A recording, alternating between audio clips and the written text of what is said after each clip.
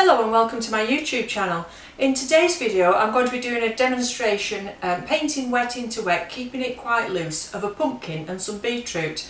So the other day I bought this little pumpkin in the supermarket. Obviously they're around at this time of year, and although my children are much too old to be carving pumpkins, I thought it was nice to buy and we could put it in some soup or something, and it'd be something nice for me to draw for you. And then this morning whilst I was having my breakfast, I saw it was sat on the side in the kitchen, and it was actually sat next to a jar of beetroot that my son had pickled. And the purple and the orange together looked really nice, and I thought it would make a nice little subject for doing a loose watercolour with. So that's what I'm going to be doing, and I thought it was a good exercise to talk to you really about a few things, how to keep your paintings really loose and quite open and free and not get into too much detail. It's one thing we've talked a lot about in the past in other videos, but it's one thing that I get asked a lot actually, is how to loosen up and keep your work loose. So a few little tips for you before I start. So I should say that the paper that I've used is the SAA practice paper. It's not, I mean, it's okay, it's good for practicing with, it's inexpensive, but it's not as heavy a paper as I would use in my own work, so I'm sort of having to adjust what I'm doing. So it wasn't perfect, but it's a good practice paper, and that's one thing about loosening up, is have some cheaper practice paper that it doesn't matter if you're throwing it away, it doesn't matter if it's going wrong, because I think sometimes we become obsessed with not wasting materials, and that can stop us having fun and being free with our painting. So that's one thing. Another thing is use plenty of water.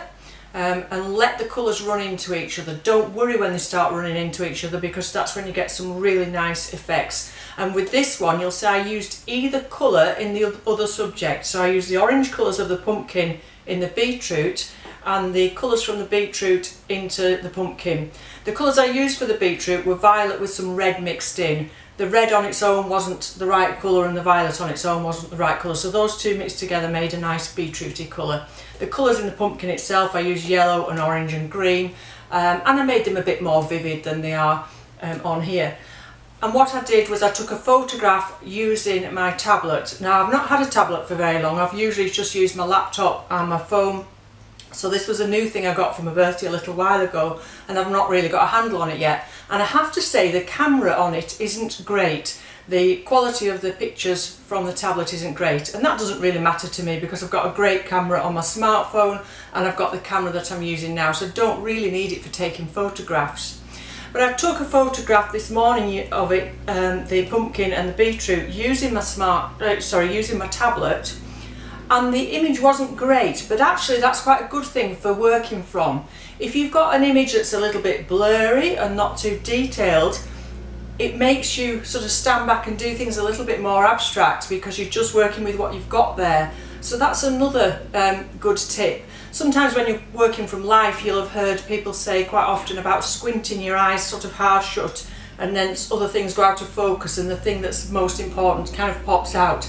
That's a similar thing with a poor quality photograph. You can get a nice interesting artwork actually from a poor quality photograph. So I was working just from the image on the tablet, and you'll see later on that it's not a great image to work from, but you can end up making your own little picture and making it a bit more interesting rather than just copying the photograph exactly as it is. So I used brighter colours and I kept it really loose. So the next tip really is to stand up. When you're sitting down, everything becomes quite tight and you tend to work from your wrist. When you're standing, you tend to work more from your shoulder, you move around more, and that energy goes into the picture that you're doing. So that's a very easy thing to do. And if you've not got an easel, you could work at a kitchen table, you know, on the kitchen unit, because that's probably about the right height for you to work at if you're standing. So don't worry if you've not got an easel. And what was the next thing? Oh yes, to have a nice big brush. Don't go with your tiny weeny small brushes when you're wanting to be loose.